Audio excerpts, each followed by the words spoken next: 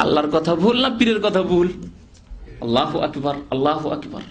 আল্লাহ যদি ইন্না ফি যালিকা লাযিকরা, এই কোরআনে কারীমের আয়াতে আল্লাহ বলছেন তোমাদের জন্য উপদেশ রয়েছে, কিন্তু কার জন্য উপদেশ রয়েছে? লিমান কানা লাহু কালবুন, যার হৃদয় আছে, হৃদয় দিয়ে চিন্তা করে যে আলোচনা যে হচ্ছে এতে কোরআনুল কারীমের কথা হচ্ছে, এগুলি ঠিক না এই পীরে কিবলা লিখে রেখেছে পীরে কিবলার কথা ঠিক। লিমান কানা লাহু কালবুন, যে হৃদয় দিয়ে চিন্তা করে, আও আলকাসাম, এবং শ্রবণ করে কান দিয়ে, ভালো করে শোনে। শুনতেই চাইলেন না, না না না শুনবো না, আমাদের বিরুদ্ধে বলেছে শুনবই না, তাহলে আল্লাহ হিদায়াত করবেন না, কোরআন উপদেশ হবে না তার জন্য। আও আলকাসামা, কান লাগিয়ে শুনলেন আপনি ভালো করে মনোযোগ সহকারে। ওয়াহুয়া শাহিদ, এবং নিজে মনোযোগ দিয়ে উপস্থিত হয়ে ব্রেনকে উপস্থিত করে শুনছেন, কান দিয়ে ঢোকাচ্ছেন কিন্তু অন্য মনস্ক হয়ে নয়, ওয়াহুয়া শাহিদ, তাহলে আল্লাহ হিদায়াত করবেন কোরআনে কারীম দিয়ে।